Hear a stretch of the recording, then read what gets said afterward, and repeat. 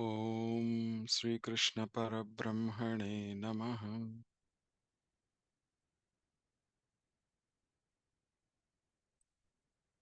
అథ అష్టాదశోऽధ్యాయः మోక్షసన్యాసయోగः.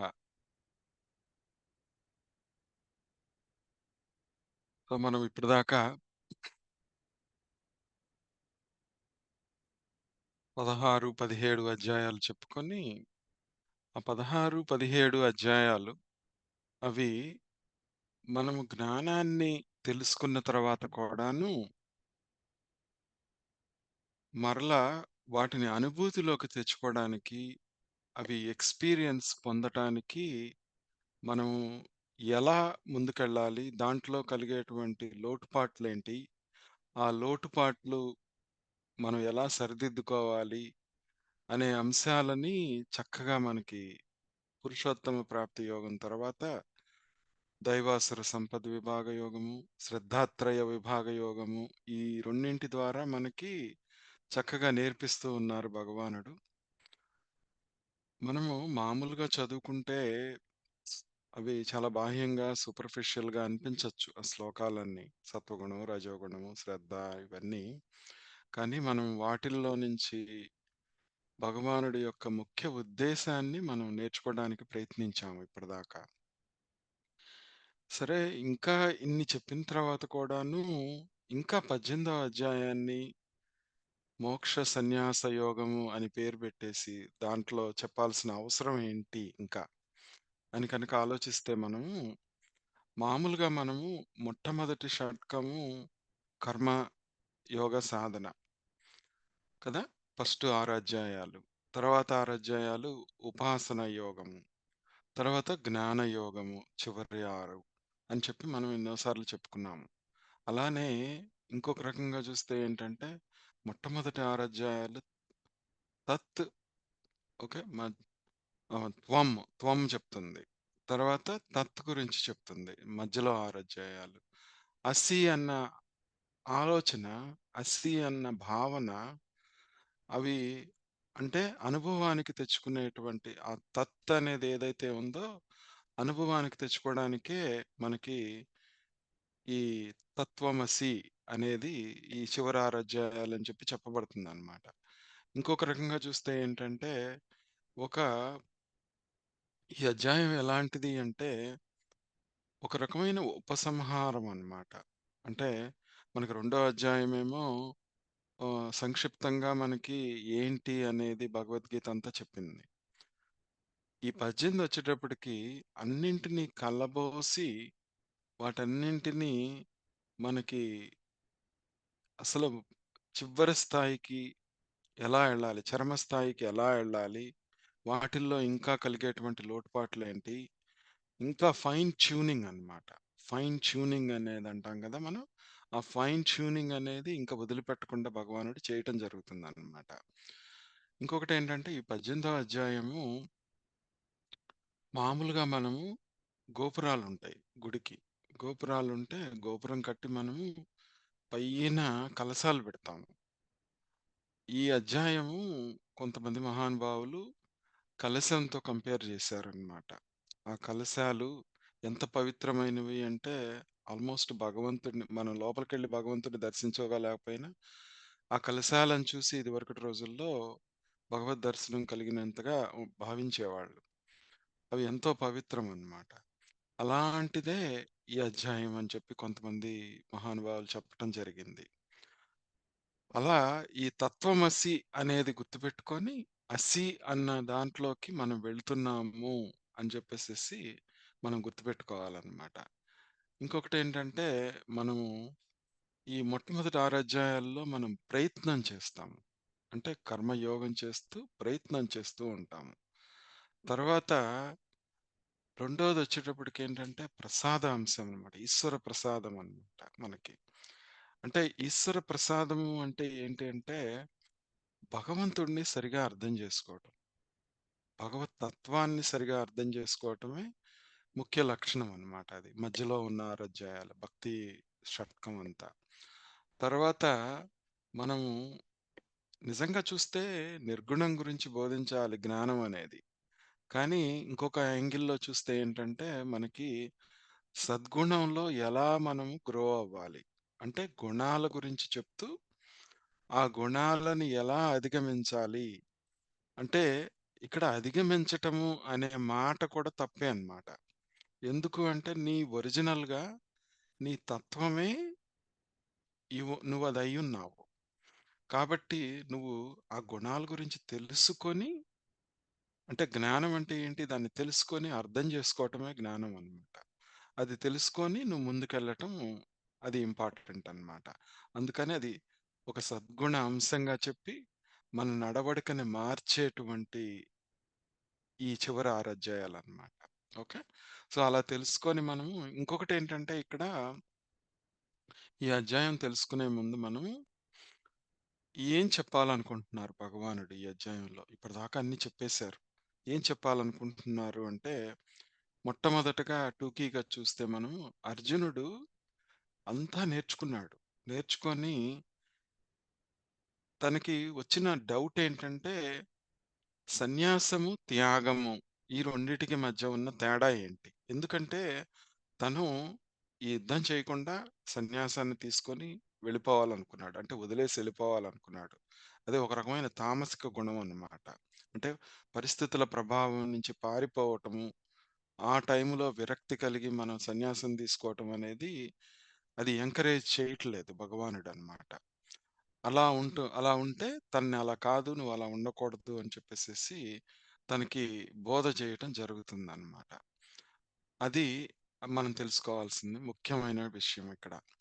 తర్వాత ఈ మొట్టమొదటగా ఆ సన్యాసం గురించి, త్యాగం గురించి ఇక్కడ మన స్లైడ్‌లో చూస్తా ఉంటే ఒకటో శ్లోకం నుంచి 12 శ్లోకం దాకా దాదాపు మనకి సన్యాసము, త్యాగము అంటే ఏంటి? రెనౌన్సియేషను ఇవన్నీ వీటన్నిటి గురించి చక్కగా భగవానుడు క్లారిఫై చేస్తారనమాట.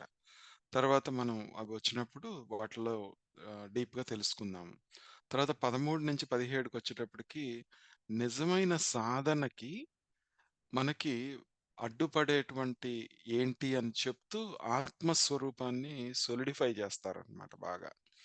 అంటే మనము అసి అన్న భావన తత్వమసిలో తత్ అనే భావన మనకి బాగా సింక్ అయ్యి లోపలికి బాగా వెళ్ళిపోయి ప్రతి కర్మలో యజ్ఞ, దాన, తపస్సు అన్నింటిలో మనకది బాగా లోపల ఇంకిపోయేట్టుగా చేస్తారనమాట. తర్వాత అది సరిపోక 18-40 శ్లోకాల వరకు మనం ఒక 6 టాపిక్స్ తీసుకుంటారు. నాలెడ్జ్ అని, యాక్షన్ అంటే కర్మ, తర్వాత జ్ఞానము, కర్మ, కర్త, బుద్ధి గురించి, ఇంటలెక్ట్ గురించి, విజ్ఞానం గురించి, ధృతి అంటారు. విల్ పవర్ అన్నమాట. తర్వాత సుఖం. ఈ 6 మన జీవితంలో రోజు చేసే పనుల్లో ఈ యజ్ఞదాన తపో క్రియలన్నింటిలో ఇన్వాల్వ్ అయి ఉంటుందన్నమాట. వాటిని విడగొట్టి ఒక్కొక్క దాంట్లో రాజసికమా, తామసికమా, సాత్వికమా, నువ్వు ఎలా ఉండాలి? నువ్వు నీ బిహేవియర్‌ని ఎలా సరిదిద్దుకోవాలి అని చెప్పేసి నేర్పిస్తారనమాట. ఓకే. తర్వాత మళ్ళా కర్మయోగం గురించి, జ్ఞానయోగం గురించి అల్టిమేట్‌గా ఇంకా ఫైనల్‌గా చెప్పేస్తారు. ఓకే. అది, అది ఇంకొక యాంగిల్‌లో చెప్తారనమాట. అది కూడా మనం చెప్పుకుంటాం తర్వాత. తర్వాత 67, 78 దాకా ఉపసంహారం అంటారు. మొత్తం అంతా ఉపసంహారం చేసుకొని, ఈ భగవద్గీత ఎవరికి ప్రయోజనం ఉంటుంది? ఎవరికి చెప్పకూడదు? ఎవరికి చెప్పాలి? చెప్పిన వాళ్ళందరూ నాకెలా ఇష్టులు? ఇలాంటివన్నీ చెప్పటం జరుగుతుందనమాట. సో, అది మెయిన్‌గా బ్రాడ్‌గా చూసుకుంటే మనము ఈ అధ్యాయం యొక్క ముఖ్యమైనటువంటి అంశాలనమాట. సో, ఇప్పుడు మనము మెల్లగా ఈ ఒకటో శ్లోకంలోకి ప్రవేశిద్దాము. అర్జున ఉవాచ సన్యాసస్య మహాబాహో తత్వమిచ్ఛామి వేదితుం త్యాగస్య చ హృషీకేశ పృథక్ కేశినిషూదన అంటారు. ఇక్కడ ఒక్కొక్క శ్లోకంలో ఆయన అర్జునుడు ఇంతకు ముందు కూడా చాలా ప్రశ్నలు అడగటం జరిగింది. ఈ ప్రశ్నలో అర్జునుడి యొక్క పరిపక్వత కనపడతా ఉంటుంది మనకి. అంటే మనం గూడా జ్ఞానాన్ని నేర్చుకుంటూ, మనం కూడాను ముందుకు ఎదుగుతున్న కొద్దీ, మనం అర్థం చేసుకునే విధానం మారుతుంది. మనం చూసే యాంగిల్ మారుతుంది. మనం అడిగే ప్రశ్నలకు కూడాను, అవి కూడాను ఒక డెప్త్‌లో, వాటిలో ఒక లోతుంటుందన్నమాట. గురువులకు అర్థమైపోతూ ఉంటుంది. ఎలాంటి ప్రశ్న, వీళ్ళు ఏ స్థాయిలో ఉన్నారు, ప్రశ్న అడిగిన దాన్ని బట్టి తెలుస్తా ఉంటుందన్నమాట ఒక్కొక్కసారి.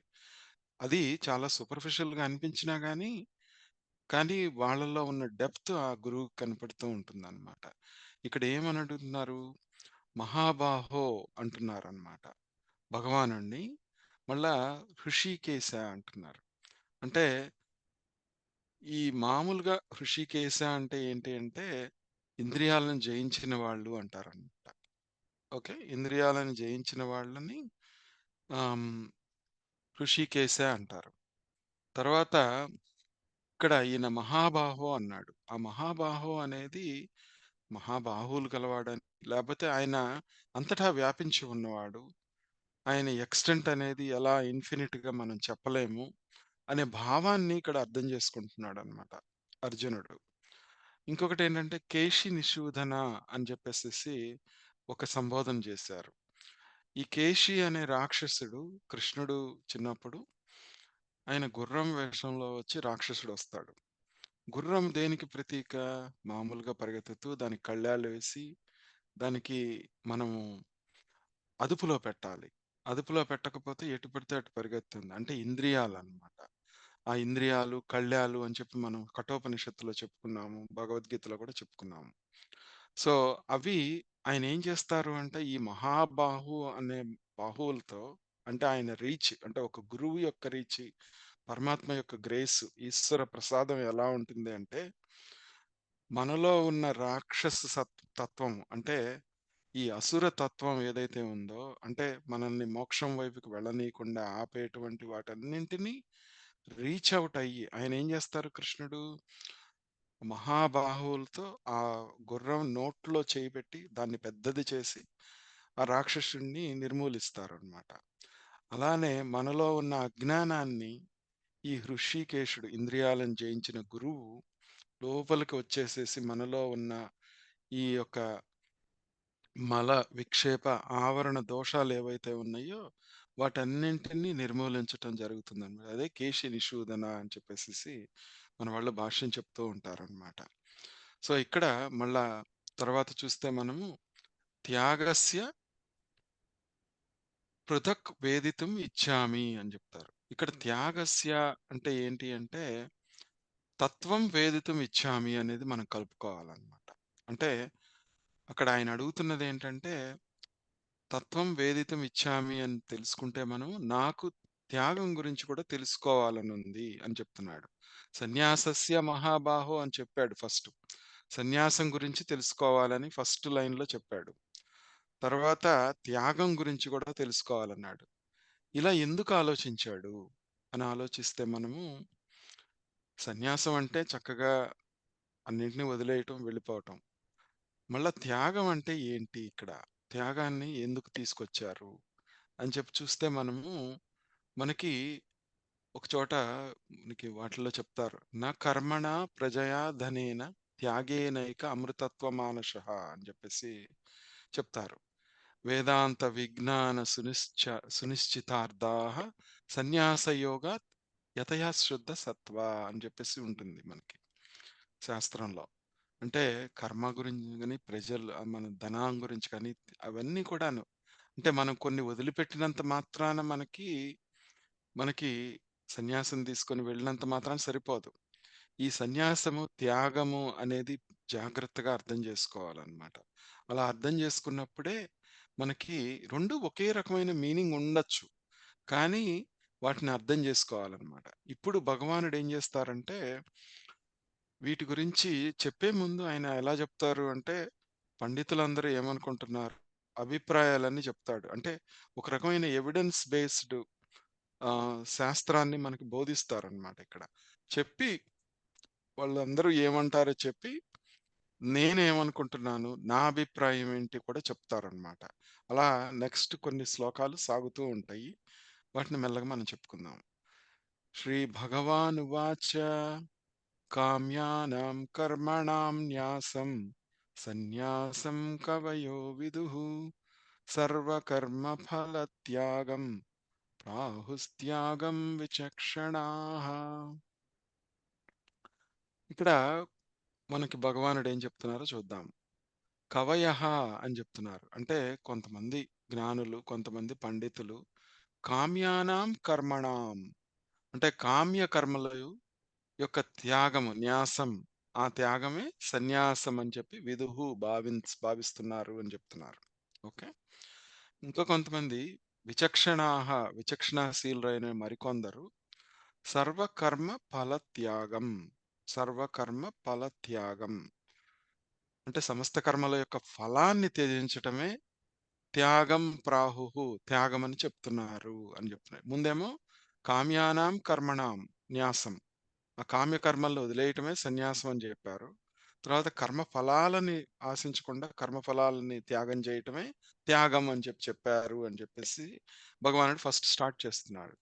ఇక్కడ మనము గుర్తుపెట్టుకోవాల్సిందేంటంటే, సరే అన్నీ వదిలేస్తామా? వదిలేయగలమా? అని చూస్తే మనము మనకేం చెప్పారు? క్షణం కూడాను కర్మ చేయకుండా ఉండలేమని చెప్పేసి మనకి ఈశావాస్యోపనిషత్తు గాని, భగవద్గీతలో గాని చెప్పటం జరిగింది. నహి కశ్చిత్ క్షణమపి జాత తిష్టత్య కర్మకృత్ అని చెప్పేసి మనకు మూడో అధ్యాయంలో భగవానుడు చెప్తారు. ఇక్కడ మనం కొన్ని తెలుసుకోవాల్సిందేంటంటే, కర్మల గురించి కొంచెం తెలుసుకుందాం మనం. అది తెలుసుకునే ముందు ఒకసారి మనం నాలుగో అధ్యాయాన్ని చూస్తే పేరేం పెట్టాము మనము? జ్ఞాన, కర్మ, సన్యాస ఇవి బాగా గుర్తుపెట్టుకోవాలి. జ్ఞాన, కర్మ, సన్యాస యోగం. 5 వచ్చేటప్పటికి సన్యాస యోగం. ఈ 18 వచ్చేటప్పటికేంటి? మోక్ష సన్యాస యోగం. ఇట్లా 3 ఉన్నాయి మనకి. సరే మూడో అధ్యాయం దాని గురించి ఏం చెప్పుకున్నామంటే కర్మయోగము, నిష్కామ కర్మ గురించి చెప్పుకుంటూ మనం చేసే పనులు ఆ ఫలితానికి మనం అటాచ్ అవ్వకుండా, ఫలితాన్ని గురించి ఆలోచించకుండా మనం చేసేది చేయాలి. అంటే మనము ఈ ఈశ్వరార్పణ బుద్ధితో చేస్తూ, ఈశ్వర ప్రసాద బుద్ధితో స్వీకరిస్తూ ఉంటాం అన్నమాట. తర్వాత నాలుగో అధ్యాయం దగ్గరికొచ్చేటప్పటికి జ్ఞాన కర్మ సన్యాస యోగం అన్నాం దాన్ని. అంటే ఏంటి? మనలో ఈ కర్మయోగం చేస్తున్నప్పుడు కూడా ఇంకా కొన్ని కామ్యాలు కర్మలు చేస్తూ ఉంటాం. అంటే డిజైర్స్ ఉంటాయి మనలో. అవి ఉంటే కానీ డిజైర్స్ ఉండటం తప్పు కాదు. ఆ డిజైర్స్‌ని మనం చేసే కర్మల్ని అర్థం చేసుకొని చెయ్యాలి. ఓకే. ఊరికనే నాకేం అంతా భగవంతుడి దయ, భగవంతుడు చూసుకుంటాడు అనే మాత్రమే సరిపోకుండా, ఈ నాలుగో అధ్యాయంలో ఏంటంటే, ఆ కర్మల్ని అర్థం చేసుకొని కర్మలు చేస్తే, అప్పుడు కర్మఫల త్యాగం చేస్తే మంచిదే అని చెప్పేసేసి, మనకు రకరకాల యజ్ఞాల గురించి కూడాను ఆ అధ్యాయంలో చెప్పటం జరిగింది. అంటే కర్మ ఫలాన్ని ఊరికనే ఆశించొద్దు అంటే సరిపోదు. దాన్ని ఎలా నువ్వు అనుసరించాలి? ఎలా ప్రాక్టీస్ చేయాలి అనేది చక్కగా మనకు చెప్పారు. సో, తర్వాత ఇక్కడ మనము ఈ సన్యాసం గురించి చూసే ముందు మనం చేసేవేమిటి విహిత కర్మలు. అంటే మనం నిజంగా చేయాల్సిన కర్మలు ముందు వాటిని అర్థం చేసుకుందాం. ఎందుకంటే ఈ డిస్టింక్షన్ తెలుసుకోవాలి సన్యాసం, త్యాగము అంటే అవి కొంచెం గుర్తు చేసుకోవాలన్నమాట. విహిత కర్మలు అంటే శాస్త్రం విధించిన కర్మలు, నిత్య కర్మలు చేసే వాటినన్నిటిని జాగ్రత్తగా చేయాలి. కామ్య కర్మలు అంటే సకామ కర్మలన్నమాట. అవి చేస్తూ ఉంటాం మనం. అవి కూడాను మనము చెయ్యాలని లేదు రూల్. కావాలంటే చేస్తాము. కదా! మనకేదైనా కోరికున్నప్పుడు చేస్తూ ఉంటాం వాటికి సంబంధించి. అలానే నిషిద్ధ కర్మలు అనున్నాయి. అవొచ్చేటప్పటికేంటంటే మనం చేయకూడనివేంటి, అవి మనల్ని వేరే దారిలోకి తీసుకెళ్తాయి అని చెప్పి వాటి చెయ్యము. తర్వాత నైమిత్తిక కర్మలు అనుంటాయి. ఈ నైమిత్తిక కర్మలొచ్చేటప్పటికేంటి, మనం స్పెషల్ అకేషన్స్‌లో, మన సందర్భాలొచ్చినప్పుడు మనం చేసే కర్మలు. మనం మనం పుట్టినప్పటి నుంచి కొన్ని పిల్లలకి చేసేటువంటి కొన్నుంటాయి. ఉత్సవాలు మనం చేసేటువంటి పండగలప్పుడు చేసేవి. ఇట్లాంటివన్నీ చనిపోయినప్పుడు శ్రాద్ధ కర్మలు పెట్టేవి. ఇట్లాంటివన్నీ ఆ నైమిత్తిక కర్మల్లో వస్తాయన్నమాట. తర్వాత ప్రాయశ్చిత్త కర్మలని కొంతమంది చేస్తూ ఉంటారు. పాప పరిహార కర్మలు అని చెప్పేసేసి కొంతమంది ఏదైనా నిషిద్ధ కర్మలు చేసినప్పుడు దాన్ని న్యూట్రలైజ్ చేసుకుందాము అని చెప్పేసి కొంతమంది చేస్తూ ఉంటారనమాట. సో, ఇలా ఉంది అక్కడ. మనము మామూలుగా ఏంటంటే, ఈ నిత్య నైమిత్తిక కర్మలు మనము 2 విధాలుగా చేస్తూ ఉంటాం. ఎలా చేస్తాము? మనం మన కోరికలు లౌకికమైనటువంటి సుఖాల కోసము, ఆధ్యాత్మిక ఉన్నతి కోసం. ఈ రెండే మార్గాలక్కడ చేసే కర్మల్లో. మనం లౌకిక సుఖాలను కోరుకుని కామ్య కర్మల్లాగా చేస్తే, అవి లౌకిక సుఖాలను ఇస్తాయి మనకి. అలా కాకుండా ఏమి కోరుకోకుండా, ఇది నా బాధ్యత అని చేసినప్పుడేంటంటే, ఆధ్యాత్మిక ఉన్నతి వస్తుందనమాట. దీనికి మనం ఉదాహరణ చాలా సార్లు చెప్పుకున్నాం. ఇప్పుడు ధర్మాన్ని పాటించటము అని మనం బాధ్యతగా చేస్తాము. కానీ ధర్మమే నేనైపోవటం అనేది చెప్పుకున్నాం మనం. అంటే జ్ఞానాన్ని అనుసరించటము ఒకటైతే, జ్ఞానమే నేనైపోవటము అనేది ఆధ్యాత్మిక ఉన్నతి అన్నమాట. అలా అన్నమాట. ఇప్పుడు పిల్లల్ని పెంచుతా ఉంటాము. పిల్లల్ని పెంచేటప్పుడు వాళ్ళు వాళ్ళు కామ్య కర్మలతో వాళ్ళకి మంచి జరగాలి అనే ఉద్దేశంతో పెంచటం లౌకిక సుఖమైతే, మనలో ఆధ్యాత్మిక ఉన్నతి ఎట్లా కలుగుతుంది అంటే, వాళ్ళని ఒక ఉపయోగపడేటువంటి సిటిజన్‌గా తయారు చేసి, వాళ్ళకి మంచి బుద్ధులు, వాళ్ళు బతకటానికి వీలుగా, వాళ్ళు జ్ఞానం సంపాదించుకోవడానికి వీలుగా, వాళ్ళు వేరే వాళ్ళకి ఉపయోగపడే విధంగా వాళ్ళని తీర్చిదిద్దితే అది ఆధ్యాత్మిక ఉన్నతి అన్నమాట. ఓకే. అంటే సమాజానికి నువ్వు ఇస్తున్నావన్నమాట. ఓకే. ఒక ఒక శరీరాన్ని నువ్వు బయటకి తీసుకొచ్చి, దాన్ని 10 మందికి ఉపయోగపడే విధంగా, ప్రకృతికి ఉపయోగపడే విధంగా మనం చేస్తే అది ఆధ్యాత్మిక ఉన్నతి అన్నమాట. ఈ నిత్య నైమిత్తిక కర్మలు సర్వకర్మ ఫల త్యాగం ప్రాహుః త్యాగం. ఈ నిత్య నైమిత్తిక కర్మలు ఫలితాన్ని ఆశించకుండా ఎవరైతే చేస్తారో వాళ్ళు త్యాగం చేస్తున్నట్టన్నమాట. ఇలా ఉంటుంది. ఇక్కడ మనం సన్యాసం గురించి చెప్పుకునే ముందు, ఈ కర్మ సన్యాసం గురించి మనం చెప్పుకున్నాం. ఎట్లా మనం ఇందాక చెప్పుకున్నాము. జ్ఞాన కర్మ సన్యాస యోగం కూడాను మనం అదేంటని చెప్పుకున్నాము. తర్వాత ఈ రెనౌన్సియేషన్ అనేది, సన్యాసం అనేది ఎలా ఉంటుంది అనేది చూద్దాం ఒకసారి. విద్వత్ సన్యాసం అంటే నిజమైన సన్యాసం ఎలా ఉంటుంది? అది విద్వత్ సన్యాస అంటారు. అంటే మనము ఎలా ఈ ఈ నోయర్ అనేది, అంటే మనం తెలుసుకునే, మనం ఎరుకతో చేస్తూ వాళ్ళు ఆత్మ దర్శనాన్ని పొంది జ్ఞానంతో జ్ఞాని అయిన వాళ్ళు సన్యాసంలో ఉన్నప్పుడు, అంటే మహామహా గురువులందరూ ఈ విద్వత్ సన్యాసంలో ఉంటారన్నమాట. ఓకే. తర్వాత అంటే వాళ్ళు ఆల్రెడీ ఆ ఉన్నత స్థాయిని పొందిన వాళ్ళన్నమాట. వాళ్ళు కొన్ని కర్మలు చేస్తున్నా గానీ, కొన్ని ఆరాధనలు, ఉపాసనలు చేసినా గానీ, వాళ్ళు దాంట్లో ఒక వాళ్ళు కర్తృత్వ భావన, భోక్తృత్వ భావన ఉండవన్నమాట ఇంకా. హైయెస్ట్ స్టేజ్‌లో ఉంటారు. దాన్ని విద్వత్ సన్యాసం అంటారు. తర్వాత వివిదిష సన్యాస అంటారు.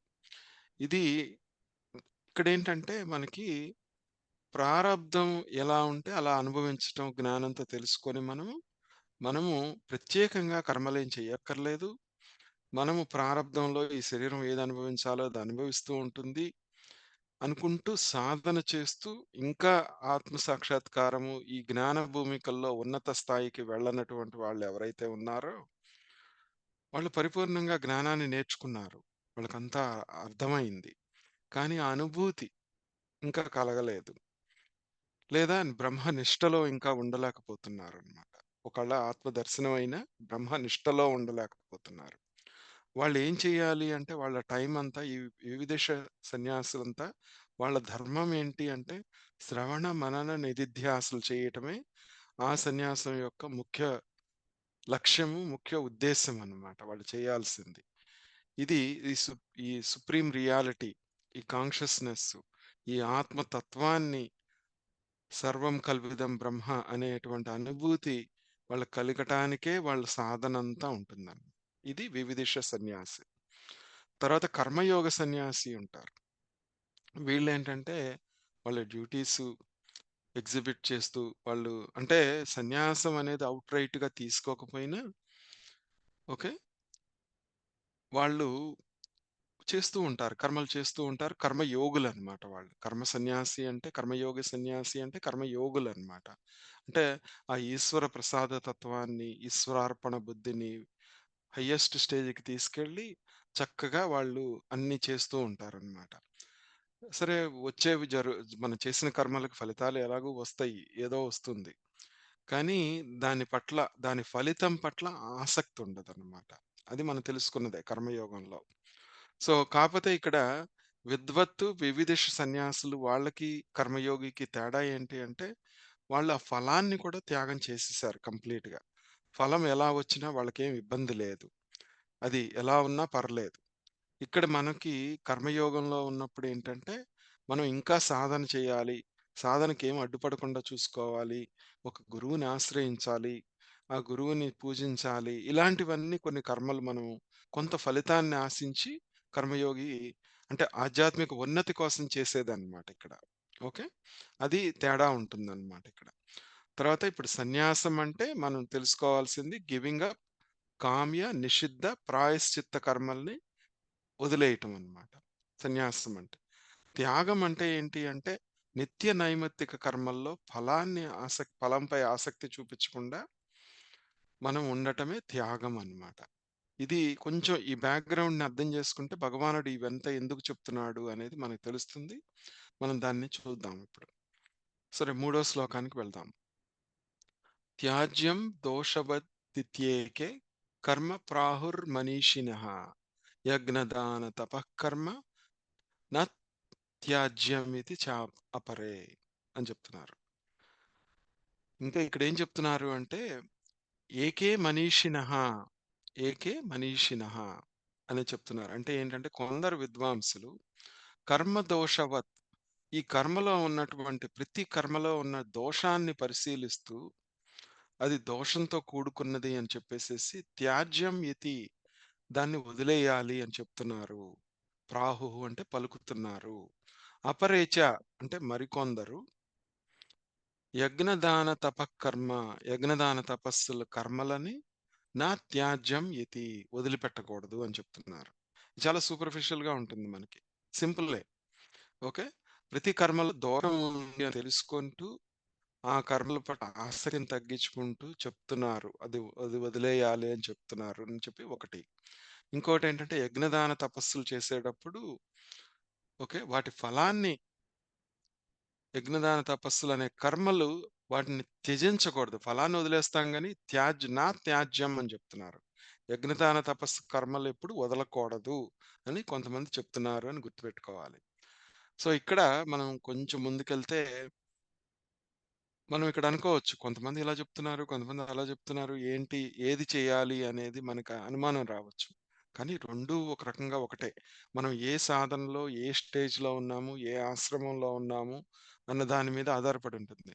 మనం గృహస్థుగా ఉండి కూడాను సన్యాసంలో ఉండొచ్చు. ఎప్పుడు కొన్ని నిత్య నైమిత్తిక కర్మల్లో ఫలాన్ని ఆశించకుండా చేయొచ్చు.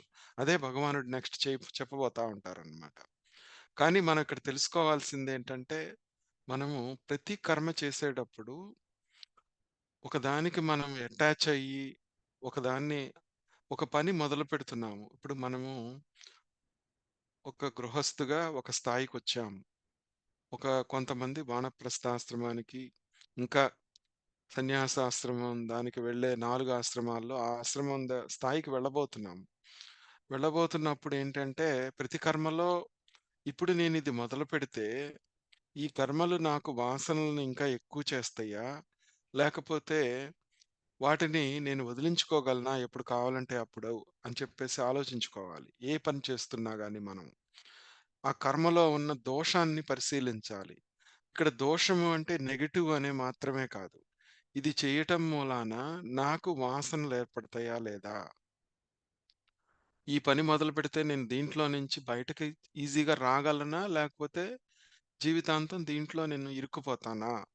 అనే దోషాన్ని మనం చూడాలన్నమాట.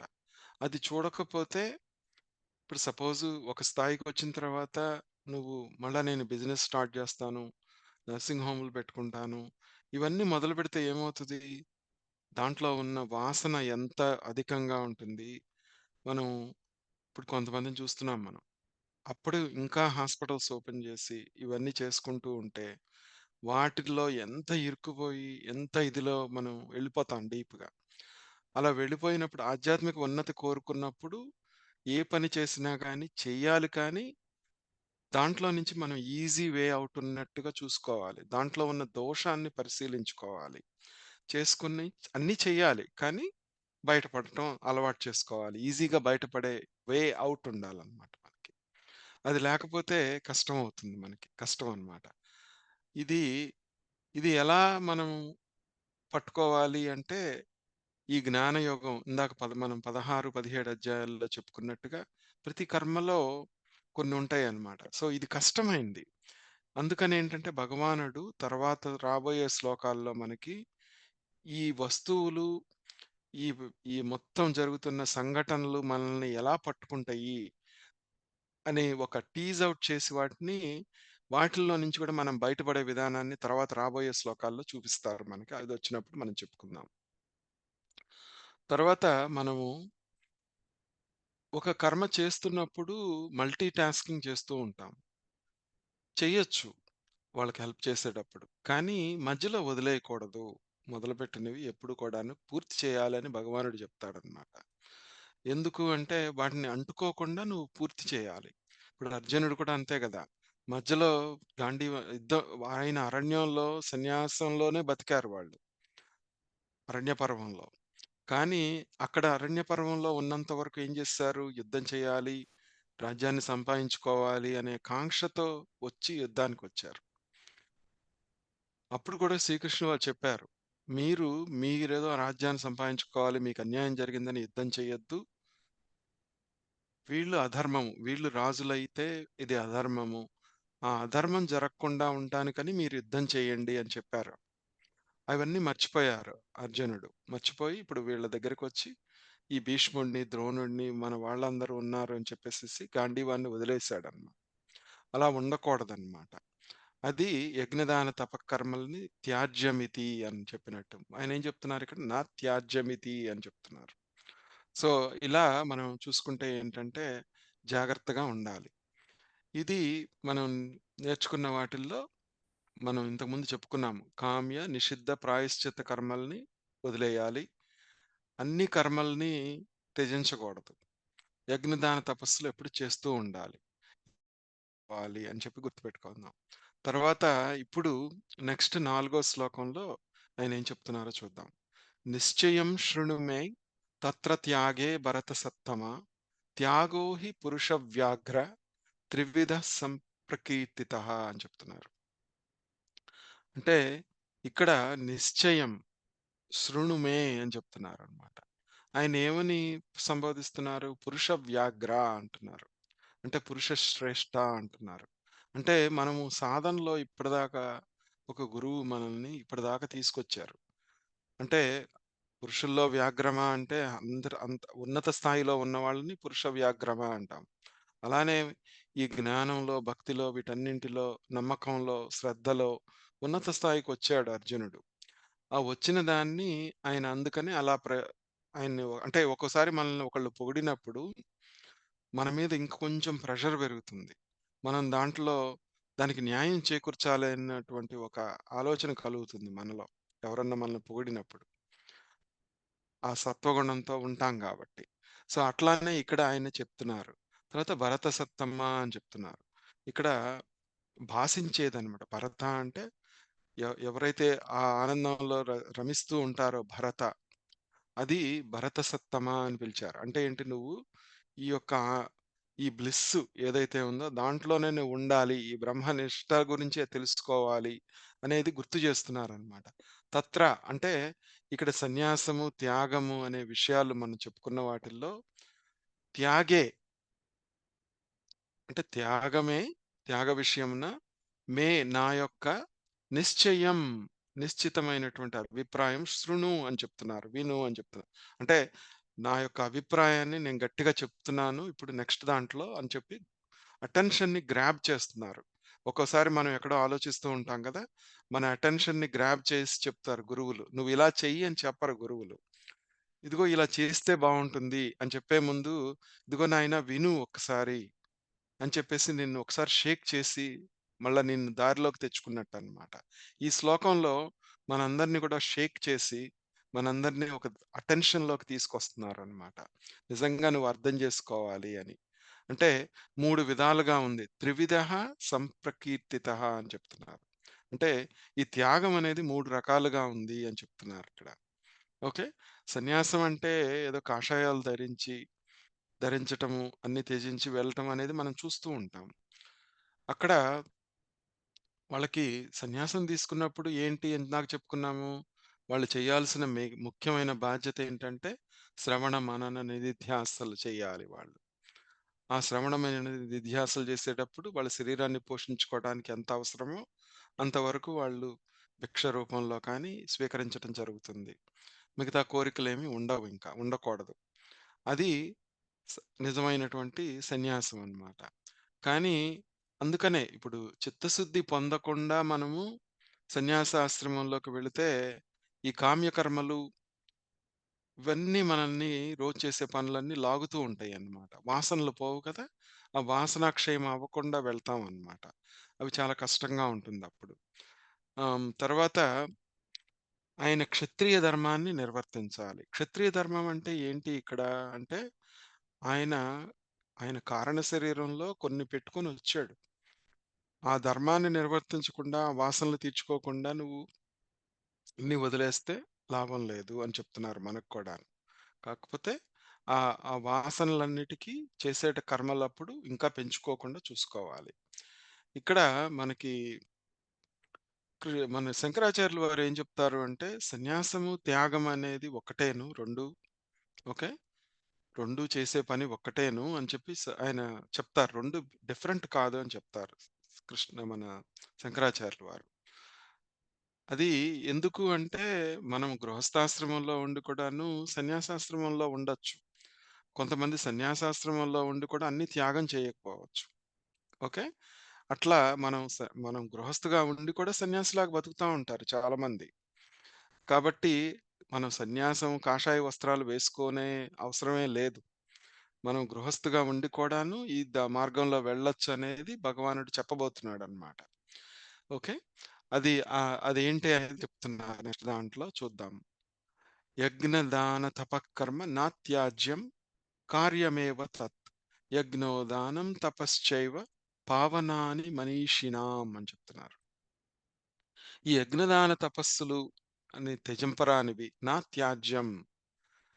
తత్ అంటే ఆ 3 కూడాను అంటే యజ్ఞదాన తపస్సులు మనకెంతో చక్కగా 17 అధ్యాయంలో విడమర్చి మరీ యజ్ఞదాన తపస్సులు, ఆహారం గురించి ఎంతో బ్రాడ్‌గా చెప్పాడన్నమాట భగవానుడు. అవన్నీ ఎందుకు చెప్పాడు అంటే ఇక్కడి దాకా తీసుకొస్తున్నాడు మనల్ని. అవి చేసేటప్పుడు ఇంకా మనలో ఏదైనా తుప్పుంటే అర్థం చేసుకున్న తర్వాత కూడా ఆ తుప్పుని ఎలా వదిలించుకోవాలి అనేది ఈయన చెప్తారిక్కడ మనకి. ఈ 3 డెఫినిట్‌గా ఆచరించాల్సినవే. అంటే ఆయన అభిప్రాయం చెప్తున్నారిక్కడ. కదా! నేను నిశ్చయంగా చెప్తున్నాను విను అంటున్నారు. దీన్ని తర్వాత ఈ 3 కర్మలే ఓకే. యజ్ఞ, దాన, తపః ఏవ మనీషిణాం పావనాని. అంటే మన మనోశుద్ధి, చిత్తశుద్ధి జరగటానికి యజ్ఞదాన తపక్రియలను త్యజించకూడదు. అవి చేస్తూనే మనలో మనోశుద్ధి జరగాలి. ఆ శుద్ధి జరగకపోతే జ్ఞానం అనేది అంటుపట్టదు. జ్ఞానం ఒకవేళ తెలుసుకున్నా గాని అనుభూతిలోకి రాదన్నమాట చిత్తశుద్ధి లేకుండా. అందుకని వాటిని త్యజించొద్దు అని భగవానుడు చెప్తున్నారన్నమాట. ఇదే మనకి తర్వాత భగవానుడు చెప్తారు. ఒక్కసారి మనము 6 శ్లోకాన్ని కూడా చెప్పుకొని వీటన్నిటిని పరిశీలిద్దాం తర్వాత. ఈ ఏతాన్యపి తు కర్మాణి సంగం త్యక్త్వా ఫలాని చ కర్తవ్యానీతి మే పార్థ నిశ్చితం మతముత్తమం అని చెప్తున్నారు. సో, ఇక్కడ మనకి ఏతాని అపి,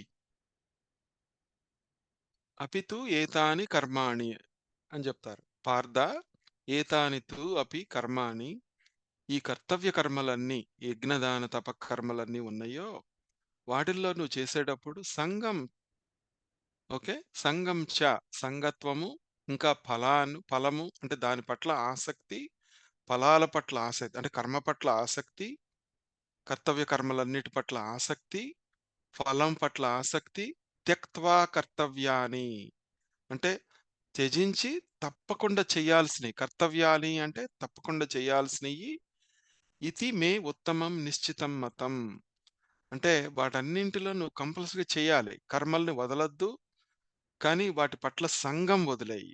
ఎందుకంటే ఇంకా వాసనలుంటాయి కాబట్టి మనకి, ఆ వాసనలని వదిలేయాలన్నమాట. వాటిని అంటుకోకూడదు. అంటుకోకుండా జాగ్రత్తగా పండాలి.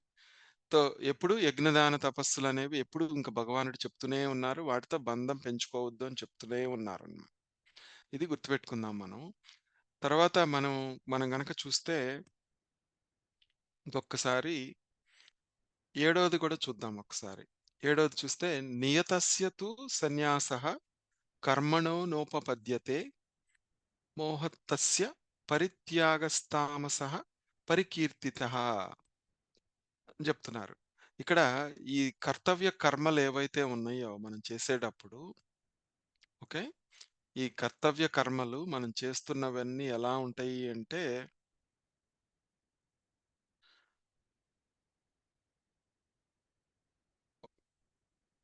ఈ కర్మణః సన్యాసః, కర్మణః సన్యాసః కర్మను మన కర్తవ్య కర్మల్ని, కర్మాచరణాన్ని త్యజించుట నా ఉపపద్యతే అని చెప్తున్నారు. అది చెప్పిందే చెప్తున్నారిక్కడ. ఉచితం కాదు అని చెప్తున్నారు. మోహాత్ తస్య పరిత్యాగః మోహంతో గనక వాటిని వదిలేస్తే, ఇప్పుడు విరక్తి కలిగి మనకి ఒక్కొక్కసారి మనోసిద్ధి కలగకుండా తొందరపడి సన్యాసం తీసుకుంటామో, లేకపోతే ఇప్పుడు జ్ఞానంలో ఉంటాం మనం. జ్ఞానం నేర్చుకుంటున్నాను గాబట్టి నేను భక్తిని వదిలేస్తాను. ఇంక సగుణంతో నాకు పని లేదు. పరిపక్వత రాకుండానే సగుణాన్ని వదిలేస్తాం ఒక్కొక్కసారి.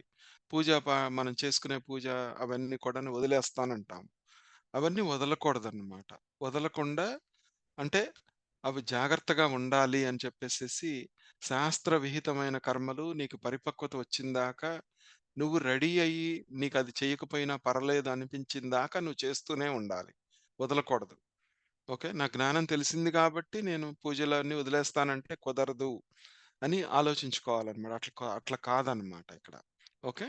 మోహంతో చేయకూడదది. అదేమవుతుందంటేనంట తామసమవుతుందంట. తామసః పరికీర్తితః అని చెప్తున్నారిక్కడ. ఓకే. అది జాగ్రత్తగా ఉండాలి. సో, మనము ఒక్కసారి ఈ రాజసము, సాత్వికం గూడా తెలుసుకొని, మళ్ళా ఒక్కసారి మొత్తం అన్నీ కలిపి చెప్పుకుందాం.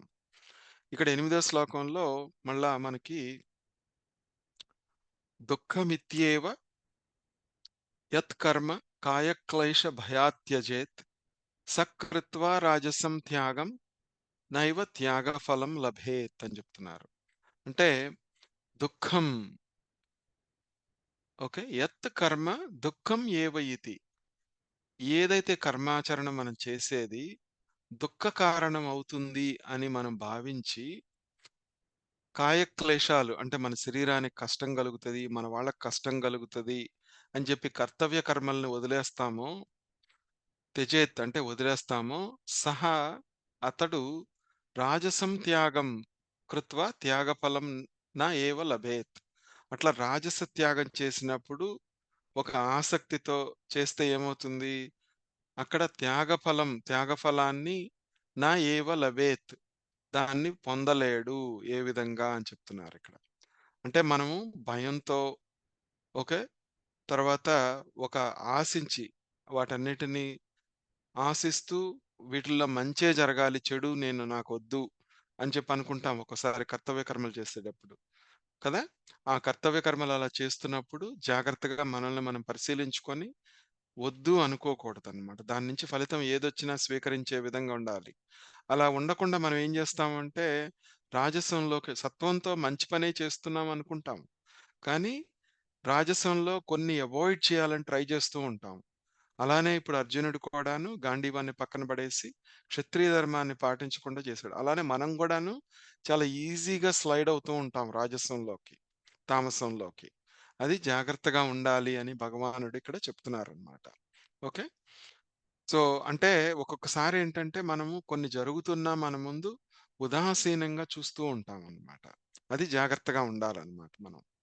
తర్వాత సాత్వికం అంటే ఏంటో చెప్తున్నారు. కార్యమిత్యేవ యత్కర్మ నియతం క్రియతే అర్జున. సంగం త్యక్త్వా ఫలం చైవ సత్యాగః సాత్వికో మతః అని చెప్తున్నారు. అర్జున, నియతం యత్ కర్మ కార్యం ఏవ. ఈ శాస్త్రవిహితమైన కర్మ ఏదైతే చేయదగిందో, ఇతి సంగం అనే భావంతో చేయదగింది నువ్వేం చేయాలో తెలుసుకొని చేస్తూ, సంగం అంటే ఆ సంగత్వాన్ని చ ఫలం, సంగత్వము, ఫలము 2 త్యజించి క్రియతే చేస్తాము. సహా ఏవ అదియే సాత్విక త్యాగః అని చెప్తున్నారు. సింపులే. ఓకే. తామసం అంటేనేమో ఇక వదిలేసి ఎళ్ళిపోతాము అంతా మనం.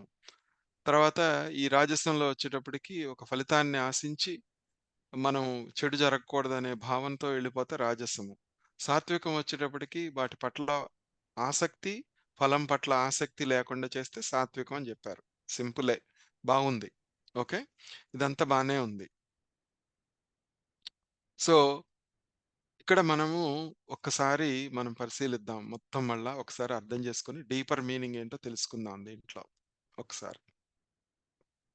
ఆయన తన నిశ్చితమైన అభిప్రాయాన్ని చెప్తున్నారు. తామసిక సన్యాసము అనేది మనందరం కూడాను కొన్నిసార్లేంటంటే, నాకు కొంత పరిపక్వత వచ్చింది. నాకు నేను ఇవన్నీ ఇంక సగుణం నాకెందుకు, నాకక్కర్లేదు అని చెప్పేసి మనం వదిలేస్తాం ఒక్కొక్కసారి. అది అలా చేయకూడదనమాట. అది అది కూడా మనం ఈ సాధనలో తామసిక సన్యాసం అవుతుంది అని చెప్పి భగవానుడు చెప్తున్నారు. ఈ రాజసిక సన్యాసం దగ్గరికొచ్చేటప్పటికేంటంటే, వాళ్ళు ఇంకా రెడీగా లేరనమాట ఆధ్యాత్మిక ఉన్నతి కోసం. రెడీగా లేకపోతే అందుకని ఏం చేయాలి వాళ్ళు? సాత్విక కర్మల్ని వదలకూడదనమాట. ఆ సాత్విక కర్మలంటే ఏంటో తెలుసుకొని, ఫలాన్ని, సంగము వాటి పట్ల ఆసక్తిని వదులుకొని చేయటమే అదనమాట.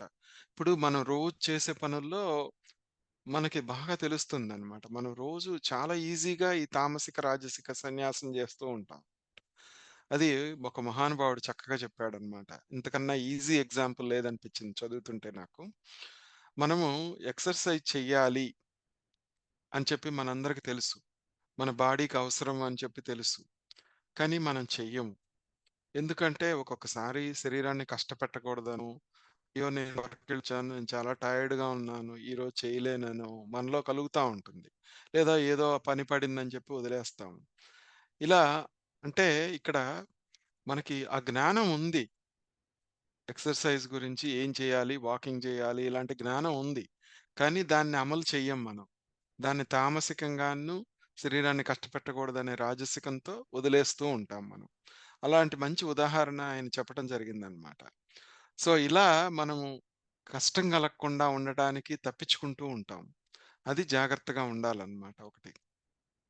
మనకి సాత్వికంగా మనం ఎదగాలి అంటే ఎలా దానికేం కావాలి అంటే మనము ఆ కర్మ సన్యాస యోగము అని మనము కర్మ జ్ఞాన మనం 4 అధ్యాయంలో మనం యజ్ఞదాన తపస్సులనే యజ్ఞాలు చేస్తున్నప్పుడు వాటన్నింటిని ఎలా చేయాలో తెలుసుకొని చేయాలి అని చెప్పి చెప్పుకున్నాం అన్నమాట.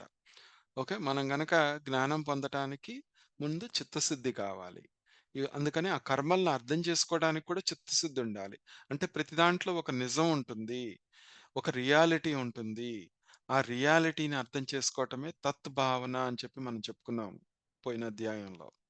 అది తెలుసుకొని దాంట్లో ఉండటమే మనము తత్సత్ భావన అన్నమాట. అదే సత్సంగము, సద్భావన, సత్కర్మ. ఆ సత్కర్మ అంటే సత్తులో అంటే ఇక్కడ తత్వమసి, అసిలో ఉండటమే మనము ఈ కర్మయోగంలో సాత్విక కర్మలు చేసేటప్పుడు ఆ భావనలో ఉండటము, ధర్మమే నేనయిపోవటము, కర్తవ్యంలో అది ఫలాన్ని ఆశించకుండా, సంగం లేకుండా చెయ్యటము అనేదే నిజమైనటువంటి శుద్ధి అన్నమాట. అలా చేస్తూ ఉంటే ఇక్కడొచ్చేటప్పటికి మనకి ఈ అనుభవం అనేది ఈజీగా కలుగుతుంది. అవన్నీ చేయకుండా ఇక్కడ కలగదన్నమాట. ఓకే. అది గుర్తుపెట్టుకోమని చెప్పి భగవానుడు ఈ శ్లోకాల్లో మనకు చెప్తున్నాడన్నమాట. ఇందాక చెప్పుకున్నాము. ఈ మనకి చివర్లో ఈ అధ్యాయం కొంచెం చివర్లో సర్వధర్మాన్ పరిత్యజ్య మామేకం శరణం వ్రజ అని చెప్పి శ్లోకం ఉంటుంది. అది తర్వాత దాని మీనింగ్ చెప్పుకుందాము. అక్కడ కూడా అంతే. ఒక ఒక దేనితో సంబంధం పెట్టుకోవద్దు. సంబంధం ఉండాలి కానీ బంధం పెట్టుకోవద్దు అని చెప్తారు భగవానుడనమాట. అదే సర్వధర్మాల్ని త్యజించటము అంటే. ధర్మం చేయకుండా ఉండటం కాదనమాట. పనులు చేయకుండా ఉండటం కాదు. తర్వాత ఈ సాత్విక కర్మలు చేస్తున్నప్పుడు మనం జాగ్రత్తగా ఉండాల్సిన 2 అంశాలుంటాయన్నమాట. ఏంటి అవంటే వాటి వల్ల మనము మనం ఒక జ్ఞానాన్ని బోధిస్తున్నాము. ఒక మంచి పని చేస్తున్నాము. దీంట్లో ఒక గురువుగా బోధ చేస్తున్నారు. వాళ్ళింకా పరిపక్వత ఎళ్ళలేదు. ఉన్నత స్థాయికి వెళ్ళని వాళ్ళ గురించి అన్నమాట చెప్తుంది. 2 ఫలితాలుంటాయి. ముఖ్య ఫలం ఒకటుంటుంది. అవాంతర ఫలం అంటారు. అంటే ఇన్సిడెంటల్‌గా మనకు జరిగేదనమాట. దాంట్లో ఏమవుతుంది అంటే మనకి పేరు ప్రఖ్యాతలొస్తాయి. ఒక పని చేసేటప్పుడు మంచి పనితో చేసేటప్పుడు మనం మంచి ఆలోచనతో చేసినప్పుడు ఒక మంచి భావనతో, ఒక ఉద్దేశంతో మొదలుపెడతాం. కానీ మధ్యలో అవాంతర ఫలం అని ఉంటుంది. అవి రావటం మూలాన మనలో ఈగో బయటకొస్తుంది. ఆ ఈగో బయటకొచ్చి అది నేను చేయకపోతే ఇంకెవరు జేస్తారు అని, లేకపోతే దాంట్లో ఒక స్టబ్బర్న్‌గా తయారవుతాం మనం. ఆ మిషన్ స్టేట్మెంట్‌ని మర్చిపోయి, స్టబ్బర్న్‌గా తయారయ్యి, మనము ఆ పనిలో ఎంత వాళ్ళనైనా గాని లెక్క చేయకుండా, వాటిల్లో అందరిని బాధపెడుతూ, ఆ సాత్విక గుణాన్ని మర్చిపోతామనమాట. అది ఆ ఇన్సిడెంటల్ ఫలం మూలాన వచ్చేటువంటి ఇబ్బందనమాట అది. ఇప్పుడు మనం జ్ఞానం గురించి తెలుసుకున్నప్పుడు కూడాను, చాలా జాగ్రత్తగా ఉండాలి, ఒళ్ళు దగ్గర పెట్టుకొని ప్రవర్తించాలి అనే హెచ్చరిక చేస్తున్నారనమాట భగవానుడిక్కడ. ఆ అవాంతర ఫలం యొక్క మోజులో పడిపోకూడదు. ఇప్పుడు ఒకళ్ళు సత్సంగం చెప్తూ ఉంటారు. లేదా ఒక మంచి పని చేస్తూ ఉంటారు. చాలా మంది రావాలి అన్న భావన, ఇంకా ఎక్కువ మందికి నేను రీచ్ ఔట్ అయితే బావుంటుందనే భావన ఈ అవాంతర ఫలం నుంచి వస్తుందనమాట. ఇన్సిడెంటల్ ఫలము. దాని మూలాన ఏంటంటే నేను మంచి పనే చేస్తున్నాను కదా! అని చెప్పేసి అక్కడ డీటూర్ అయిపోతారు. దానివల్ల శ్రవణ మనన నిధిధ్యాసలు నిజంగా దాన్ని రియాలిటీని అర్థం చేసుకునే శక్తి పోతూ ఉంటుందన్నమాట. అందుకని జాగ్రత్తగా ఉండాలి అని ఇక్కడ ఈ రాజస, తామస, సాత్విక విధంగా త్రివిధాల గురించి చెప్పారన్నమాట భగవానుడిక్కడ. మనం చేసే ప్రతి పనిలో, రోజు చేసే ప్రతి పనిలో ఇప్పుడు ఆధ్యాత్మిక ఉన్నతి కోసం ట్రై చేస్తున్నాం మనం. దాంట్లో అవాంతర ఫలం ఉంటుంది. ఇన్సిడెంటల్ లాభం ఉంటుంది. దాన్ని జాగ్రత్తగా పరిశీలిస్తూ ఉండాలి మనం. పరిశీలించకపోతే ఆ ముఖ్య ఫలం ఏదైతే ఉందో దానికి దూరం అయిపోతూ ఉంటాము అనేది టేక్ హోమ్ పాయింట్ అన్నమాట ఇక్కడ. అది గుర్తుపెట్టుకోవాలి మనం. ఇక్కడ శాస్త్ర విహితమైన కర్మల్ని నువ్వు త్యజించొద్దు అని చెప్తున్నారు. ఇందాక మనం చెప్పుకున్నట్టుగా పరిపక్వత లేకుండా సద్గుణ, సగుణ ఆరాధన ఏదైతే ఉందో, ఉపాసన ఏదైతే ఉందో, ఆ రొటీన్‌ని వదిలిపెట్టకూడదనమాట. అది మనల్ని ఇక్కడి దాకా తీసుకొచ్చింది. ఓకే. అది వదిలిపెట్టకుండా కాకపోతే దాని మీద ఆసక్తి ఉండకూడదు. అది నీకు శ్రవణ మనన నిధిధ్యాసలకి, నీ చిత్తశుద్ధికి మాత్రమే ఉపయోగపడుతుందనే రియాలిటీని అర్థం చేసుకొని, ఆ కర్మల్ని చేస్తూ ఉండాలి. అదేంటంటే ఒక బ్యాటరీ రీచార్జర్ లాగా మనకి. అది చేస్తూ ఉంటే ఇప్పుడు ఓం నమః శివాయ జపం చేస్తాము. ధ్యానం చేస్తూ ఉంటాము. ధ్యానం ఇక్కడి దాకా తీసుకొచ్చింది. నేను ధ్యానం మానేస్తాను. నా జ్ఞానం తెలుసుకున్నాను అంటే లాభం లేదు. ధ్యానం చేస్తూ ఉండాలి. కాకపోతే అదే ముఖ్య ఉద్దేశ్యంగా పెట్టుకోకూడదనమాట. నీకు రోజంతా నువ్వు ధ్యానంలో ఉన్నట్టుగా ఉండాలి. మెలకువతో ఉన్నప్పుడే ధ్యానంతో ఉన్నట్టుండాలి. అవన్నీ గూడా మనం ఇంతకుముందు చెప్పుకున్నాము. అవే అన్నమాట. ఇందాక మనం చెప్పుకున్న రాజసము, తామసము, సాత్వికము వీటన్నింటిలో అప్లై చేసుకోవాలి అవన్నీ. అప్పుడే మనకి కరెక్ట్‌గా జరుగుతుందనమాట. ఓకే. సో, ఇప్పుడు మనము ఈ తామసిక, రాజసిక, సాత్విక సన్యాసం గురించి మనం తెలుసుకున్నాము. కదా! మొత్తం తెలుసుకున్నాము. ఇప్పుడు ఒక్కసారి భగవానుడు చెప్పినటువంటి ఖచ్చితంగా ఆయన చెప్పిందేంటి అనేది మనం చూస్తే, ఇది ఆరో అధ్యాయంలోనే చెప్పారాయన. ఏం చెప్పారు? "యం సన్యాసమితి ప్రాహుర్యోగం తం విద్ధి పాండవ. నాహ్యసం అంతస్య సంకల్పో యోగీ భవతి కశ్చన" అని చెప్పేసి అక్కడ చెప్పారు. అంటే సన్యాసం అనేది అందరూ అనుకునేది యోగం కంటే వేరైంది కాదు. ఓకే. ఎందుకంటే ఎవ్వరు కూడా ప్రాపంచిక కోరికలను త్యజించకుండా యోగి కాలేరు అని చెప్తున్నారు. ఇక్కడ ప్రాపంచిక కోరికలను త్యజించటం అంటే వాటి పట్ల సంగము, వాటి పట్ల ఆ ఫలం పట్ల ఆసక్తి. ఓకే. కర్మకు పట్ల, ప్రాపంచిక కోరికల పట్ల చేయకుండా, కోరిక లేకుండా ఉండటం కాదిక్కడ ముఖ్యం. ఆ కోరికతో మనం సంగమించటము, ఆ కోరిక వల్ల కలిగేటువంటి ఫలాన్ని మనం త్యజించకుండా యోగి కాలేము. అంటే యూనియన్ జరగదనమాట అది. అది మనకి చెప్పింది. ఇప్పటిదాకా చెప్పిందేంటి భగవానుడు ఒకసారి పరిశీలిద్దాం. యజ్ఞదాన తపస్సులెప్పుడు గివ్ అప్ చేయొద్దు. వాటిని చేస్తూ ఉండాలి. మళ్ళా వాటిని గూడా ఎలా చేయాలి? వాటిల్లో వచ్చే లోటుపాట్లన్నీ రాబోయే శ్లోకాల్లో చెప్తారనమాట మళ్ళా. సో, మనము ఇంప్రాపర్‌గా తామసికం గురించి, రాజసికం గురించి, సాత్వికం గురించి చెప్పారు. ఇక్కడ ఆయన ఇది చెయ్యి, ఇది చెయ్యొద్దని చెప్పలేదు. 3 విధాలుగా ఎలా ఉంటుందో చెప్పారు. అంటే ఏంటి? మనందరం ఒక దాంట్లో నుంచి ఒక దాంట్లో షిఫ్ట్ అవుతూ ఉంటాం. ఇప్పుడెప్పుడైనా గానీ ఒక దానికి సమాధానము బ్లాక్ అండ్ వైట్‌గా ఉండదనమాట. ఓకే.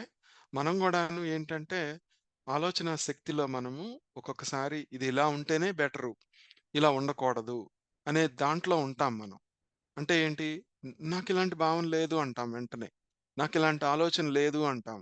గురువుల దగ్గరికెళ్ళినప్పుడు వాళ్ళేం చెప్తారు అంటే, ఇప్పుడు ఇక్కడ చూస్తే ఆయన 3 రకాలుగా ఉంది అన్నాడు.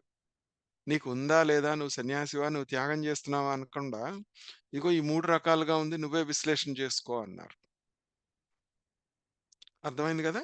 అందుకనేంటంటే, ఇక్కడ నేర్చుకోవాల్సిన టేక్ హోమ్ పాయింట్ ఏంటంటే, మనకి ఎవరన్నా మనల్ని క్రిటిసైజ్ చేస్తూ, ఒక భావన వాళ్ళు వ్యక్తపరిచినప్పుడు, నాకు ఉందా? లేదా? అని పరిశీలించుకోవాలి. అంతేగాని ఉంది, లేదు అని వెంటనే తోసేయకూడదనమాట.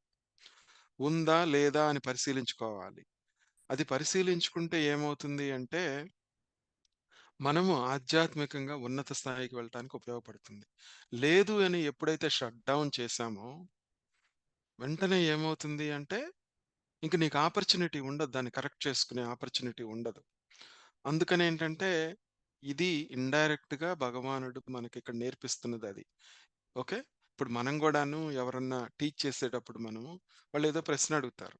అడగగానే మనం ఎదురు ప్రశ్న అడుగుతాం వాళ్ళని. ఎందుకు? వాళ్ళకి నేర్పించటానికి. ఎదురు ప్రశ్న అడగటమే కాకుండా దాన్ని విశ్లేషణ చేసి నేర్పిస్తాం వాళ్ళకి. ఒక్కసారే ఆన్సర్ చెప్పం మనం వాళ్ళకి. ఎందుకు అంటే ఆన్సర్ లోపల నుంచి పుట్టుకురావాలి. అది ఒకసారి స్పూన్ ఫీడ్ చేస్తే నిలబడదనమాట. ఆ ఆన్సర్ లోపల నుంచి పుట్టుకురావాలి. ఇక్కడ రాజసికము, తామసికము అన్నీ చెప్పినప్పుడు సాత్వికము, నిన్ను నువ్వు పరిశీలించుకొని సన్యాసము, త్యాగాన్ని నిజంగా నువ్వు అర్థం చేసుకో అని చెప్పి భగవానుడు ఇక్కడ నేర్పిస్తున్నాడు. ఓకే. అంటే సెల్ఫ్ సఫిషియన్సీ నేర్పిస్తున్నాడు మనకి. అంతేగాని ఒక గురువు డైరెక్ట్‌గా ఇట్లా చెప్పేస్తే వచ్చేది కాదనమాట మనకిది. ఓకే. ఇక్కడ ఈ ప్రైమరీ బెనిఫిట్, సెకండరీ బెనిఫిట్ గుర్తుపెట్టుకోండి. ఏది మనం ఏ పని చేస్తున్నా గానీ, దాంట్లో అవాంతర ఫలముంటుంది. ఇన్సిడెంటల్ ఫలము. దాంతో చాలా జాగ్రత్తగా ఉండాలి.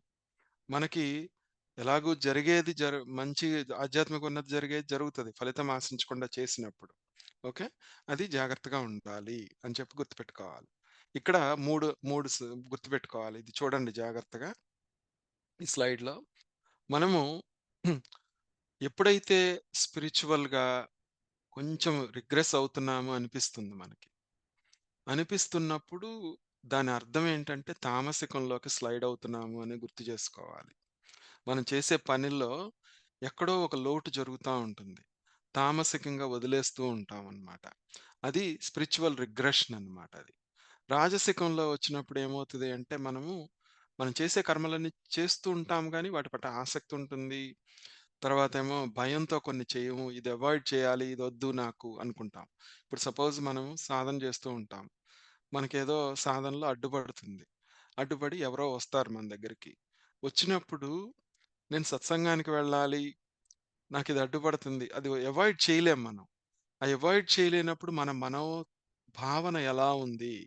నువ్వు అక్కడ దాని పట్ల ఆసక్తితో నువ్వు అవాయిడ్ చేయడానికి ప్రయత్నించినప్పుడు నువ్వు రాజసికంలోకెళ్ళిపోతావన్నమాట. అలా కాకుండా ఆ పరిస్థితిని అర్థం చేసుకొని, దాంట్లో నీ కర్తవ్య కర్మ ఎంతవరకు ఉంది? నువ్వు ఎంతవరకు చెయ్యాలి? అని చెప్పి ఆలోచించుకొని, నువ్వు ఎంతసేపున్నా అయ్యో! నేను ఎళ్ళలేకపోయాను, నేను చేయలేకపోయాను, నేను ఈ పూజ చేయలేకపోయాను అని బాధపడకుండా, ఆ కర్మలో నువ్వు భగవత్ తత్వాన్ని చూస్తూ దాంట్లో మళ్ళా ఎక్కువ సంఘం లేకుండా, దాంట్లో కర్మఫల త్యాగం చేస్తూ చేస్తే బావుంటుంది రాజసికం. అది కరెక్షన్ అన్నమాట. అలా రాజసికంలోకి ఉంటూ ఉంటే ఏమవుద్దంటే, ఇటు అటు 4 అడుగులేస్తూ ఉంటాము. ఒక అడుగేసి ఒక 2, 3 అడుగులు వెనక్కెళ్ళిపోతూ ఉంటాం. అంటే స్పిరిచ్యువల్ స్టాగ్నేషన్ అంటారు. ఓకే. ఇందాక తామసికంలోనేమో రిగ్రెషన్ అయిపోతాం. వెనక్కెళ్ళిపోతాం బాగా. ముందుకు రాము. ఇక్కడేమో స్టాగ్నేషన్. ఈ సాత్వికంగా ఎప్పుడైతే ఫలత్యాగం చేసి, సంగం లేకుండా చేస్తున్నామో ప్రోగ్రెషన్ జరుగుతది. అక్కడ గూడా మళ్ళా అవాంతర ఫలాన్ని జాగ్రత్తగా గుర్తుపెట్టుకొని, సైడ్ ట్రాక్ అవ్వకుండా చాలా జాగ్రత్తగా ఉండాలి. ఇక్కడ సైడ్ ట్రాక్ అనేది గుర్తుపెట్టుకోవాలి. ఇప్పుడు సపోజ్ మనం అన్నదానం చేద్దాం అనుకున్నాం. లేదా కొంతమందికి ఎవరికో సహాయం చేద్దాం అనుకున్నాం. దాంట్లో అవాంతర ఫలంలో ఇరుక్కోకూడదు. అయ్యో! మీరు చాలా మంచి పని చేస్తున్నారండి. మీరు ఈ ఈ బోర్డ్‌కి ట్రస్టీగా ఉంటే బావుంటుంది. ఈ బోర్డ్‌ని మీరు ముందుకు తీసుకెళ్ళాలి అని చెప్పి మీకు ప్రపోజల్స్ వస్తా ఉంటాయి. అది వచ్చినప్పుడు దాంతో సంఘం అన్నమాట అది. మనము శ్రవణ మనన నిధ్యాసలు చేసుకుంటూ మనం ప్రోగ్రెస్ అవ్వాలి కానీ, దాంట్లో ఇరుక్కోకూడదు. అంటే ఏంటి? అది ముఖ్య ఉద్దేశ్యం కాదు మనకి. అక్కడ మనం తెలివిగా తప్పించుకొని బయటపడాలి. నేను బయట నుంచి హెల్ప్ చేస్తాను. సపోర్ట్‌గా ఉంటాను. కానీ మనసులో అనుకోవాలి మనం. అయ్యో! పర్లేదండి మీరు చేయండి. నేను సహాయంగా ఉంటాను అని చెప్పి దాంట్లో నుంచి బయటపడటమే ఆ అవాంతర ఫలాన్ని అవాయిడ్ చేయటం అన్నమాట. ఓకే. ఎక్కడ క్యారీ ఫార్వర్డ్ అయిపోయి దాంట్లో you just can't go on forever అన్నమాట. ఓకే. అలా వెళ్తే కష్టమవుతుందన్నమాట. అంటే ఇక్కడ మనం టేక్ హోమ్ పాయింట్ ఏంటంటే ఒక్కసారి సన్యాసము అంటే ఏంటి? త్యాగం అంటే డిఫరెన్స్ ఏం కాదు. రాగద్వేషాలను ఎప్పుడైతే మనం ఒక ఒక పని పట్ల రాగము, ద్వేషము ఉంచుకొని చేస్తామో, అది రిలేషన్‌షిప్ అవ్వచ్చు, యజ్ఞదాన తపకర్మలన్నింటిలో కావచ్చు, ఆహారం పట్ల కావచ్చు, ఏదైనా గాని ఆ రాగద్వేషం ఎప్పుడైతే వదిలేస్తామో, అదే నిజమైనటువంటి సన్యాసము. గృహస్థాశ్రమంలో ఉండి కూడాను మనం అది చేయొచ్చు అని చెప్పి మనకి భగవానుడు చక్కగా మనకి నేర్పిస్తున్నారనమాట. ఇది మొత్తంగా మనం నేర్చుకోవాల్సింది. చిత్తశుద్ధిని కలిగించుకోవాలి అంటే ఫలత్యాగం ఉండాలి. కర్మయోగం అంటే అదే కదా! ఈశ్వరార్పణ బుద్ధి, ఈశ్వర ప్రసాద బుద్ధి అని ఇంతకుముందు చెప్పుకున్నాం. ఇక్కడొచ్చేటప్పటికి సంగము, ఫలము ఈ 2 గుర్తుపెట్టుకోవాలి. ఏ పని చేస్తున్నా దాని నుంచి వాసన మనకు అంటుకోకూడదు. ఆ ఫలితం పట్ల ఆసక్తి ఉండకూడదు. ఏదొచ్చినా స్వీకరించాలి. ఈశ్వరార్పణ బుద్ధి, ఈశ్వర ప్రసాద బుద్ధిని ఇంకొక స్థాయికి తీసుకెళ్ళి జ్ఞానయోగంతో మనం దీన్ని అలవరుచుకుంటున్నాము అని చెప్పేసి మనం గుర్తుపెట్టుకొని, ఈ అధ్యాయంలో మనం ముందుకెళ్దాము. ఇప్పుడు ఇంక రాబోయే శ్లోకాల్లో ఈ కర్మయోగం యొక్క గ్లోరీ ఏంటి? 10వ శ్లోకం నుంచి మనం కర్మయోగం గురించి ఇదేంటి అనేది అది ఇంకా పర్ఫెక్షన్ ఎలా తెచ్చుకోవాలి అని చెప్పేసి మనకి భగవానుడు చెప్తారు. 10వ శ్లోకం నుంచి మనం వచ్చే సత్సంగంలో చెప్పుకుందాము. ఓం తత్సత్.